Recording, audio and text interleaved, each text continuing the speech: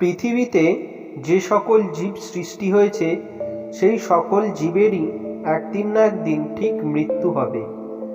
অর্থাৎ এই বিশ্ব ব্রহ্মাণ্ডে যা কিছুই সৃষ্টি হয় তা একদিন ঠিক ধ্বংস হয়ে যায়। আমরা কখনো ভেবে দেখি না যে মৃত্যুর পর আমাদের কি হবে, মৃত্যুর পর আমরা কোথায় যাব, মৃত্যুর পর আমাদের কি আগুনে দাহ করার মাত্রই আমাদের সব কিছু শেষ হয়ে যায়, নাকি তারপরেও কিছু অবশিষ্ট থাকে, নাকি তারপরেও আমাদের সাথে কিছু চলতে থাকে। কি ঘটে মৃত্যুর পর? আমাদের সকলকেই একদিন মৃত্যু নামক সত্যটাকে স্বীকার করে নিতে হবে। প্রতিটি দিন যাচ্ছে, প্রতিটি সূর্যাস্ত হচ্ছে, আমাদের জীবনের একদিন করে আয়ু শেষ হয়ে যাচ্ছে। আমরা ধীরে ধীরে মৃত্যু নামক মহাসত্যের দিকে এগিয়ে চলেছি।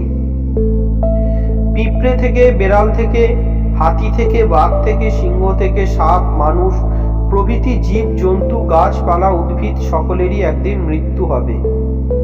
কিন্তু মৃত্যুর পর আমাদের আত্মার সাথে কি হয়, আত্মার সাথে কি এমন ঘটে, কি বলছে শাস্ত্র?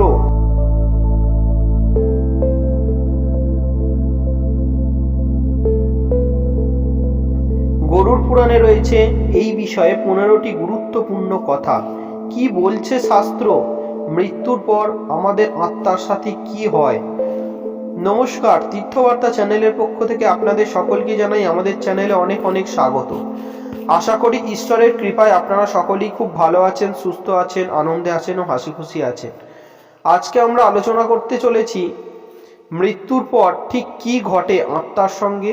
গরুড় পুরাণ কি বলছে বিস্তারিত জেনে নেব আমরা এই ভিডিওর মাধ্যমে। আপনাদের সকলের কাছে একান্ত অনুরোধ করব, দয়া করে আজকের ভিডিওটি আপনারা কেউ স্কিপ করে এড়িয়ে যাবেন না। আজকের ভিডিওটি আমাদের মৃত্যুর পর আমাদের সাথে কি ঘটতে পারে সেই বিষয়ে একটি আলোচনা আমরা করেছি এই ভিডিওর মাধ্যমে। আশা করি আজকের আলোচনা আপনাদের সকলেরই খুব ভালো লাগবে। আজকের আলোচনা যদি ভালো লাগে অবশ্যই আজকের ভিডিওতে একটি লাইক করবেন। অবশ্যই কোনো প্রশ্ন থাকলে আমাদের কমেন্ট বক্সে এসে প্রশ্নটি করবেন, ভিডিওটি শেয়ার করবেন। আর আমাদের এই তীর্থবার্তা চ্যানেলে যদি আপনি এখনো একজন না হয়ে থাকেন, অবশ্যই চ্যানেলটিকে সাবস্ক্রাইব করে অল নোটিফিকেশনে ক্লিক করে আমাদের পাশে থাকবেন, সাথে থাকবেন সনাতন হিন্দু ধর্মের বহু জানা ও অজানা কাহিনী দেখার জন্য ও জানার জন্য। তাহলে চলুন আজকের আলোচনা শুরু করা যাক। হিন্দু ধর্ম জন্মান্তরবাদে বিশ্বাসী। হিন্দু ধর্ম অনুসারে আমাদের শরীরের মৃত্যু হয়, কিন্তু আত্মা অবিনশ্বর। তাই মৃত্যুর পর আত্মার উপস্থিতি বজায় থাকে।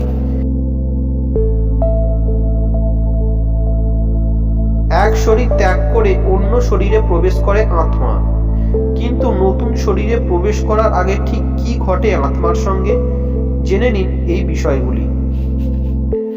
গরুড় পুরাণ বলছে, যখন কারোর মৃত্যু হয় তখন সেই দেহ ত্যাগ করে আত্মা। এরপর এক সূক্ষ্ম দেহে ধারণ করে সে। এই সূক্ষ্ম দেহ নিয়েই শুরু হয় তার মৃত্যুর পরবর্তী জীবন। মৃত্যুর পর কিছুক্ষণ সেখানেই অবস্থান করে আত্মা। নিজের শরীরকে ছেড়ে যেতে তখন অত্যন্ত কষ্ট হয় তার। নিজের প্রিয় মানুষদের কাছাকাছি সেই সময় আত্মা ঘোরাফেরা করে, এমনকি তাদের নাম ধরেও ডাকে, কিন্তু কেউ তাদের ডাকে তখন শুনতে পায় না বা সাড়া দেয় না। মৃত ব্যক্তি সারা জীবনে কি ধরনের কাজ করেছেন, কতটা পাপ করেছেন, তার উপর নির্ভর করে মৃত্যুর পর তার আত্মা কেমন যন্ত্রণা ভোগ করবে। বিভিন্ন ধরনের যন্ত্রণার মধ্য দিয়ে মৃত্যুর পর যেতে হবে আত্মাকে। দেহ পরিত্যাগ করার পর আত্মার সঙ্গে সাক্ষাৎ হয় মৃত্যুর দেবতা স্বয়ং যমরাজের। সারা জীবন প্রয়াত ব্যক্তি কেমন কাজ করেছেন তার বিচার করেন স্বয়ং যমরাজ।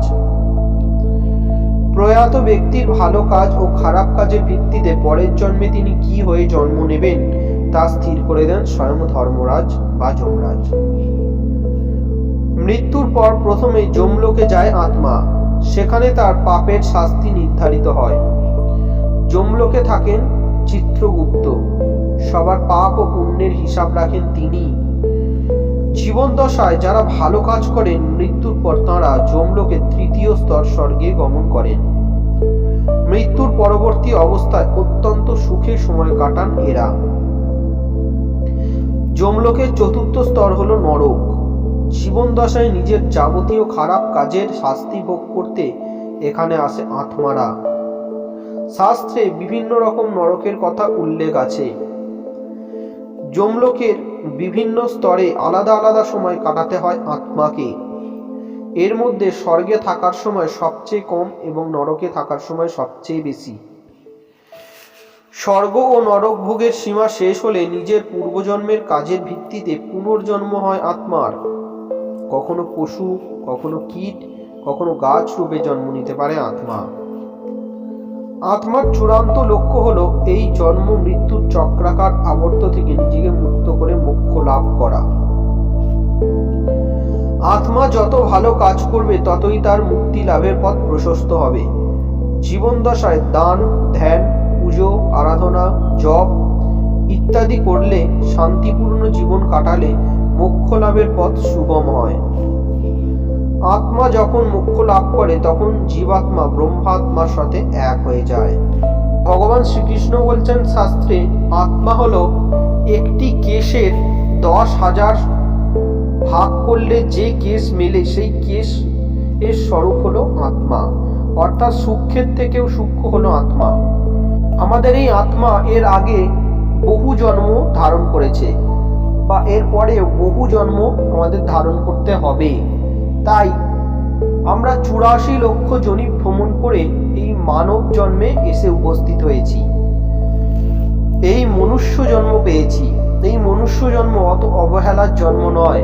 তাই আপনারা সকলে এই মনুষ্য জন্মটাকে সার্থক করে তুলুন নাম জপ ও ঈশ্বর সাধনার দ্বারা, সার্থক করে তুলুন ভগবানের শ্রীচরণ সেবার দ্বারা, সার্থক করে তুলুন তারক ব্রহ্ম নাম সংকীর্তন করার মাধ্যমে, নিজের গুরু সেবার মাধ্যমে নিজের জীবনকে সার্থক করে তুলুন, উন্নতির পথে এগিয়ে নিয়ে যান। গরিব অসহায় মানুষের সেবা করুন। যতটা পারবেন কম পাপ করবার চেষ্টা করুন। জীবন দশায় মানুষের সাথে হিংসা, অহংকার প্রবৃত্তি, মনোভাব, লোভ, অহংকার এগুলি বর্জন করুন এবং প্রতিদিন নিয়মিত শ্রীমদ্ ভগবদ গীতা পাঠ করুন। প্রতিদিন শ্রীমদ্ ভগবদ গীতা জানুন। শ্রীমদ্ ভগবদ গীতা ভগবান শ্রীকৃষ্ণ কি বলেছেন সেই কথাগুলো মাথায় রাখুন। প্রতিদিন নাম সংকীর্তন করুন। ঈশ্বরের চরণে সকলের মঙ্গল কামনা করুন। শাস্ত্রে বর্ণিত রয়েছে মানুষের মৃত্যুর পর আত্মা 15টা দিন অর্থাৎ যতদিন না শ্রাদ্ধাদি কর্ম তার সম্পন্ন হচ্ছে সেই আত্মা তার বাড়ির মধ্যেই প্রবেশ করে থাকে। কিন্তু সেই আত্মা দুর্বল আত্মা। সেই আত্মার কোনো ক্ষমতা বা কোনো শক্তি থাকে না। তাই তার শ্রাদ্ধাদি কর্ম বা তার জল পিণ্ডদান ইত্যাদি কর্ম আচার অনুষ্ঠান সুসম্পন্ন হলে যমদূতেরা এসে তাকে আবার যমলোকে নিয়ে যান এবং তারপর তিনি 1 বছর প্রেতলোকে তাকে অবস্থান করতে হয়। 1 বছর পর তার আবার যখন পুনরায় বাৎসরিক ক্রিয়াকর্ম অনুষ্ঠান হয়, সেই ক্রিয়াকর্ম অনুষ্ঠানের পর তারপর যমদেব বা ধর্মরাজ তাকে কোন গৃহে পাঠাবেন বা তার কোন লোকে জন্ম হবে, পশুকুলে নাকি আবার মনুষ্যকুলে নাকি উদ্ভিদ কুলে, কোন কুলে জন্ম হবেন, তখন ধর্মরাজ বা যমরাজ তা স্থির করে দেন তার কর্মফল অনুসারে। নমস্কার, এই ছিল আজকে আমাদের আলোচনা। মৃত্যুর পর ঠিক কি ঘটে আত্মার সঙ্গে। মানুষের মৃত্যু হয়ে গেলে মানুষের দেহটা পঞ্চভূতে বিলীন হয়ে যায়, কিন্তু আত্মা হলো অবিনশ্বর। আত্মা কখনো ধ্বংস হয় না। আত্মা চির অবিনশ্বর।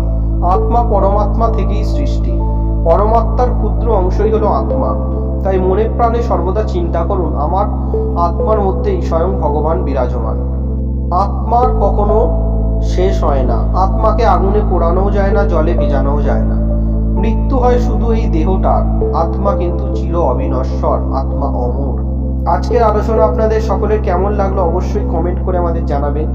ভিডিওটি যদি ভালো লাগে অবশ্যই ভিডিওতে একটি লাইক করবেন আর এরকম নিত্য নতুন সনাতন ধর্মের নানান জানা অজানা কাহিনী দেখতে অবশ্যই আমাদের এই চ্যানেলটিকে সাবস্ক্রাইব করে অল নোটিফিকেশনে ক্লিক করে আমাদের পাশে থাকবেন, সাথে থাকবেন, সনাতন হিন্দু ধর্মের জানা ও অজানা কাহিনী দেখার জন্য ও জানার জন্য। নমস্কার, আজকের আলোচনা আমরা এখানেই শেষ করলাম। আবার দেখা হবে পরবর্তী কোনো আলোচনা নিয়ে। ঈশ্বরের চরণে প্রার্থনা করি আপনারা ততক্ষণ সকলে খুব ভালো থাকুন, সুস্থ থাকুন, আনন্দে থাকুন ও হাসি খুশি থাকুন। আর দেখতে থাকুন আমাদের এই ছোট্ট চ্যানেলটি তীর্থবার্তা। নমস্কার, হরে কৃষ্ণ।